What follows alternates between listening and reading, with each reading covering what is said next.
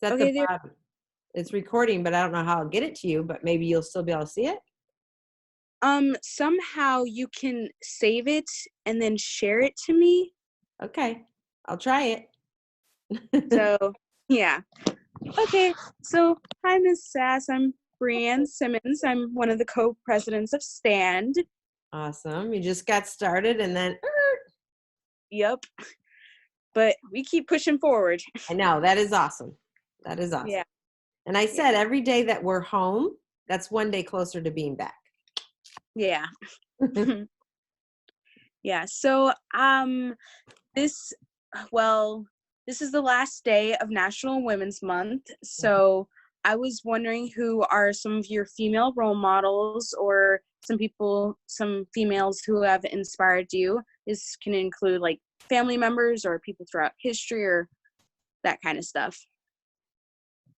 All right. Well, when you asked me that question, it was weird, like who came to my mind, because I thought, well, whoever comes kind of first are probably ones that I may not even think about.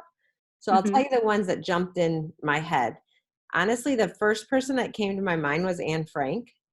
As a child, I love that story, and I know that's a weird thing to say, but I mean, I feel like it showed so much perseverance and how she was so young, but she was able to like never give up hope. And then when I look at, all these years later, like it does make such a big impact on all of us. And we kind of carry that. If you've read the story, you kind of carry pieces of that with you. And I think it shaped how we maybe hopefully treat each other and look through different lens. So she was one of the first ones that came to my mind. And then there was a preschool teacher who was named Miss Millie. And she was a preschool teacher in LaPorte, and I never had her.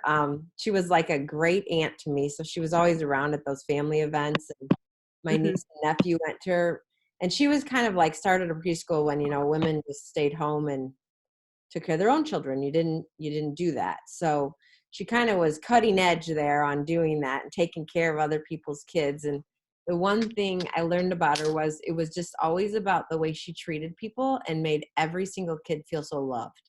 And as she got older, she retired at 74, running a preschool, which blows my mind. Like little kids are, whew.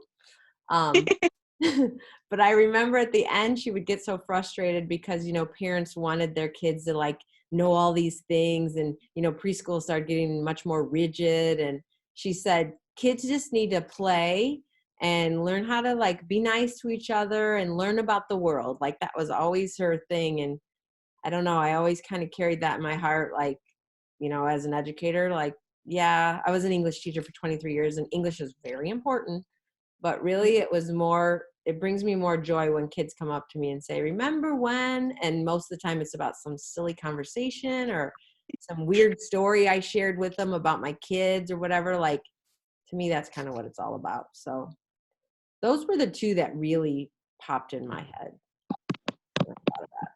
So That's really nice. I really like those two, and I really understand their stories because I know at least first one, Anne Frank, I really like survival stories. So to hear of her perseverance and that kind of stuff, I read her diary and I really like that story. And as a person who wants to be a future educator, I really do like the second person story, especially since I'm a swim instructor, so I teach preschoolers how to swim. So I really do like those two as well. Yeah, and they love you for you, not, I mean, yeah, you're teaching them a very important skill, but they're going to remember more something you said to them or the way you treated them. And I think we've all learned that, especially during these times that, I keep telling the staff when we do our Zoom meetings, like, I get it. You want to make sure they learn and we feel like you got to get things done, but that doesn't really matter right now. It just matters that kids know we care about them. And this is, pardon my French, but this all sucks. But we can't do anything about it. We gotta make the best of it and know we're here for each other and muddle through. So yeah. That's what I got. Okay, thank you, Miss Sass. You're welcome. I will stop recording this and then I will figure out how to send it to you. Okay. I hear that Miss Blitza is really good with these Zoom things. Okay, so if I can't figure it out, I will shoot her an email and she'll tell me. Yeah, Okay? All right, well, you stay healthy and hang in there. Bye, I sweet. will. Bye-bye. Bye.